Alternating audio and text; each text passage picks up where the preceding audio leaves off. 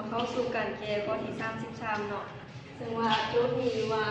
3รูทฮีท A B C D เป็นบรรจุธาตุแล้วที่มีอัตราเส้นธาตุ n ถ้าเบิ่งตามทิศของ BD เขาจะเห็นจุด M เป็นจุดกึ่งกลางของ BC แล้วจงคิดไล่ค่าของ n อัตราหักเส้นนี่เนาะจากโจทย์เขาสามารถสร้างแปลงสมมุติได้ก็คือเนาะซึ่งว่า3รูทฮีทเนี่ยจะเป็นลักษณะ4แจกนี่เนาะก็คือ A B C D นี่ซึ่งว่าข้างในของรูทฮีทนี้จะบรรจุธาตุแล้วเนาะที่มีอัตราเส้นหัก n นี้ซึ่งว่าเป็นค่าที่เราได้ลงมือเนาะวันนี้ถ้าเราเบิ่งตามทิศของ BD เนาะ BD ก็คือนี้เนาะอันนี้เป็นตาของเขาเมื่อเบิ่งผ่านมาทางมุมของ BD นี่เนาะแล้วเราจะเห็นจุด M นี่จุดกึ่งกลางของ BC นี้เนาะนี่เมื่อเราสร้างแต้มแล้วจากบทโจทย์ถึงกับให้มีเงินไขดังนี้มันให้ AB เท่ากับ BC ประการจะเท่ากับ A เนาะข้าง AB นี่เท่ากับ A เนาะแล้วก็ BC ก็เท่ากับ A คือกันแล้วข้าง AB กับข้าง BC แม่นจะเท่ากับ2 A เนาะเพราะว่าตัวนี้มันจะเป็นข้างเบื้องยาว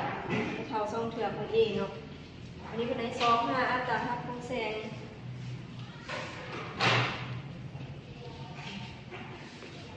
จากสูตรเนาะจากสูตรแบบตั้งของเรามีสิ้นI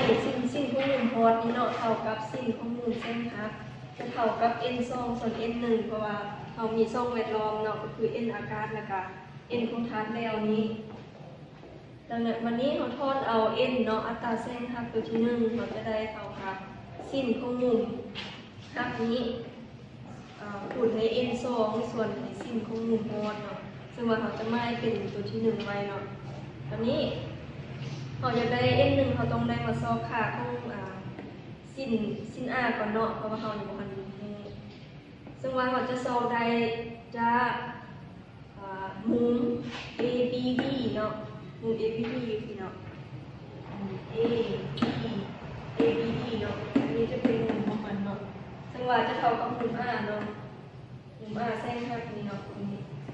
ABD อันนี้เอาซองสิ้น r เราจะได้เท่ากับซอง A ส่วนของ BD เนาะซอง A เพราะว่า AD ทั้งจะเป็นเท่ากับซอง A นี้เนาะแล้วก็ BD ก็เท่ากับซองเหมือนกันเนาะซึ่งว่า BD สามารถซอกแต่จากครั้งที่เราประทันทีนี้ก็คือ AB เป็นเท่ากับ A เนาะซึ่งว่าเอาครั้งที่ประทันทีนี้มันมาขึ้นกำลังซองเนาะซึ่งอิงตามมาเขียนเป็นตะกร้อเราจะได้ BD เท่ากับหากันซอง A กำลังซองบวกให้ซอง A ทั้งหมดคือกำลังซองเนาะแล้วเราจะได้ A คูณหากันซองของหาเนาะตัวนี้จะเป็นสิ้น r เนาะเราจะได้สิ้น r เท่ากับ2หากัน2ของหา2ส่วนหากัน2ของหาเนาะอันนี้เป็นสิ้นของมุมของเส้นหักเนาะวันนี้เมื่อเราได้สิ้นของ r แล้วเราซอกสิ้นของ i เนาะซึ่งว่าสิ้นของ i เราจะซอกได้จากการเบิ่งรูป3เจตัวนี้เนาะ MDC นี้เนาะ MDC เขามีสิ้น i เท่ากับค้าง MC ส่วนใน MD จะเท่ากับซึ่งว่า FD เป็นใดจากค้างที่เราบนทันทีก็คือA กำลังซองบวก A กำลังซองทั้งจุดกำลังซองหาคันซองเนาะจะเท่ากับ A คูณหาคันซองคูณซอง